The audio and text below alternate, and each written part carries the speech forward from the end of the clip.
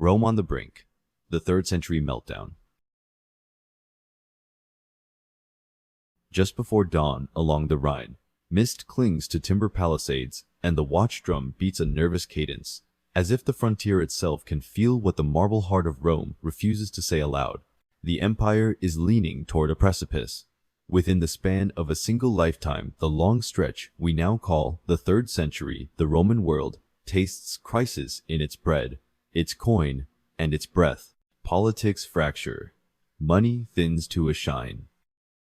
Armies look sideways at their commanders, and horizons, once comfortably Roman, flicker with hostile campfires. Rome does not fall here, but it learns how close the ground can rush up.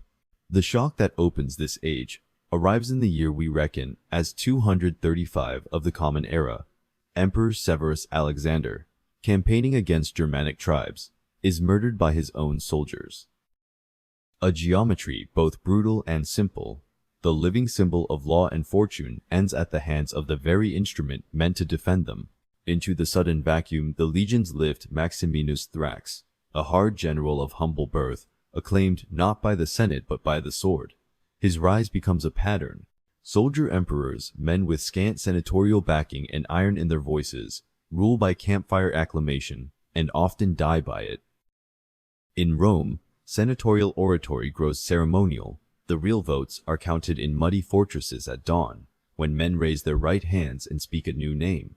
From there, the carousel turns, faster and meaner. In little less than half a century, more than a score of emperors seize the purple, most through coups or assassination. Almost every emperor is proclaimed by troops and later undone by them. Provincial armies turn kingmaker, and rival generals expend Rome's blood and treasury testing one another rather than the enemies on the horizon. Each transfer of power loosens another thread. Pay chests diverted to purchase loyalty, provincial grain taxed to purchase time, edicts aimed not at the commonwealth but at the cohort that shouts the loudest. The state's attention shatters into fragments. Beyond those quarrels, enemies have eyes. Along the northern frontier, Germanic peoples learn the quiet places between forts and probe deeper than before. To the east, a new dynasty rises from Parthian ashes. The Sasanian Persians, organized, ambitious, and proud. They meet Rome as a peer and sometimes as a superior. Two fronts demand men, money, and resolve. But political instability makes those demands impossible to meet. The empire can answer both horizons only when it is whole. Wholeness is the one luxury the age withholds. Then humiliation adds weight to injury. In the year 260, Emperor Valerian rides to face Shapur, king of kings of Persia, and is captured alive. Word of a living emperor in chains moves through the empire like a cold wind. It is more than defeat. It is ritual disgrace. From Antioch to Rome, confidence collapses in conversations, in markets, in letters that suddenly find too little silver to carry. Soldiers grow cynical. Governors grow careful. Citizens lower their voices as the price of bread climbs like a shadow at noon. The map remains Roman. The psychology does not. Money tells the rest of the story no proclamation can silence. Military payrolls swell under the weight of donatives, emergency enlistments, and the need to keep the shield from turning into the blade. To meet those obligations, emperors strike more coins with less silver. The Antoninianus, once a respectable promise, thins into a pale disk that looks honest and spends like rumor. Markets do not argue, they adjust. Prices rise, merchants hoard, caravans linger at city gates, weighing risk against revenue. A soldier's stipend buys less oil, less wine, less loyalty. Tax collectors arrive earlier in the season and depart with heavier ledgers and lighter trust. Trade routes grow insecure, and cities, those proud engines of Roman civic life, begin to shrink. Skilled hands drift to the countryside, to the large estates where a patron's protection is close and rents are predictable. There, a new arithmetic of labor takes hold. Dependent tenants, the coloni, trade mobility for safety. Wealth tilts from forum to granary. Urban middle classes thin. Council halls echo. Fountains trickle under careful watch. because a city can no longer afford generosity with water or anything else. Over all of this moves a shadow without a standard to capture or a banner to pursue. Between roughly the middle and the latter decades of the century, a pestilence remembered as the Plague of Cyprian sweeps through towns and army camps alike. It does not respect rank, legion, or language. Recruits vanish, tax rolls fade, harvests arrive late because there are fewer hands to lift the scythe. Picture, if you will, a basilica in a provincial city. A smoky oil lamp trembles as a presbyter whispers comfort, and a physician stoops from pallet to pallet. Picture a frontier fort, where roll call falters, because the answers are coughs. Disease accomplishes what no foreign army could. It makes the empire lighter in numbers and heavier in fear. Every strand frays at once. Politics devolve into barracks drama. Frontiers demand more eyes than the treasury can hire. The coin in a baker's palm is worth less this month than last. The imperial machine, once famed for solving problems with swift roads and slow patience, begins to forget how to move attention as fast as it moves legions. In the provinces, men who used to trust rescue from far away now improvise order close at hand. The further edge of empire stops asking what law permits and starts asking what the local cohort can enforce. Out of that necessity grow new shapes with familiar faces. In the western provinces, where Germanic raids bite and the channel funnels danger toward coastal towns, a commander named Postumus repels invaders and returns with quiet roads. Soldiers, tired of waiting, acclaim him emperor. City councils, more interested in gates that close than in doctrines polished far away, accept the logic. At Augusta Treverorum, later called Triae, a miniature Rome takes shape. A regional senate in embryo, consuls appointed, coins struck with imperial dignity. Couriers splash the Moselle and carry orders that arrive in days, not months. The Gallic regime declares itself no enemy of Roman order. It insists that order must be local to exist at all. Far to the east, necessity drafts its own solution in a different accent. Palmyra camel bells at dusk, long colonnades drinking desert light, has grown rich by mediating between Rome and Persia. After Valerian's capture, with Persian pressure surging and Roman legions thinning, Palmyra steps forward to keep the frontier from collapsing. Odaenathus, a Roman general of desert stock, strikes the Persians hard, wins victories that feel like mercy, and receives honorific titles for his trouble. Under him, the oases hold together with patrols and promises. Then assassins end his life, and the city looks to the woman already standing where decisions are made. Zenobia governs first as regent for her young son Valerian, and soon as the architect of an Eastern commonwealth. Fluent in Greek and Latin, and the languages of trade, she crafts a royal image that draws on Cleopatra's poise and Near Eastern prestige while speaking in Roman forms. Palmyrene forces extend control over Syria, then reach for Egypt, the grain basket without which emperors grow mortal.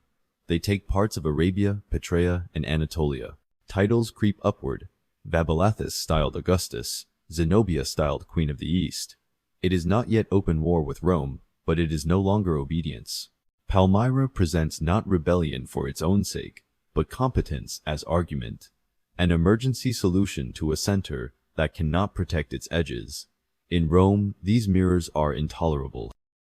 The empire cannot accept permanent reflections of its institutions under other hands.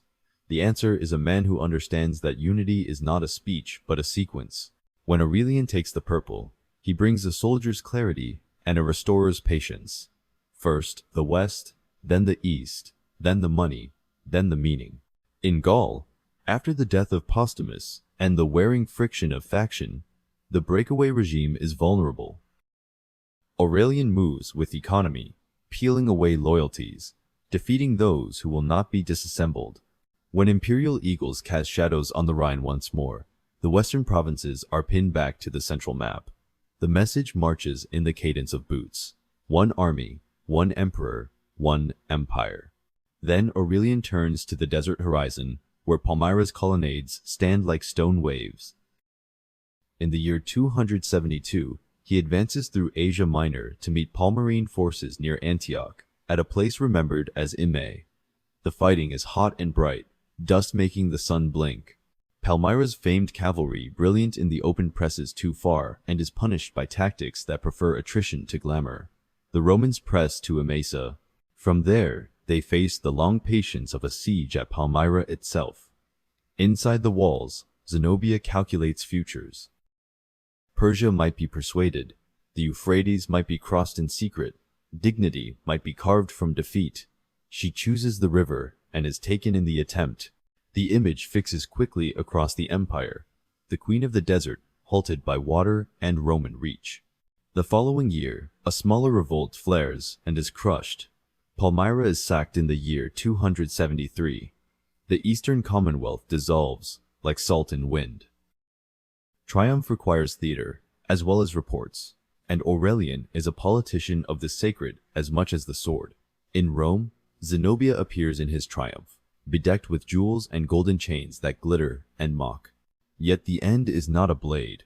She is spared, granted a villa near Tiber Tivoli to later tongues, and said to have lived there as a Roman matron, mercy staged as mastery.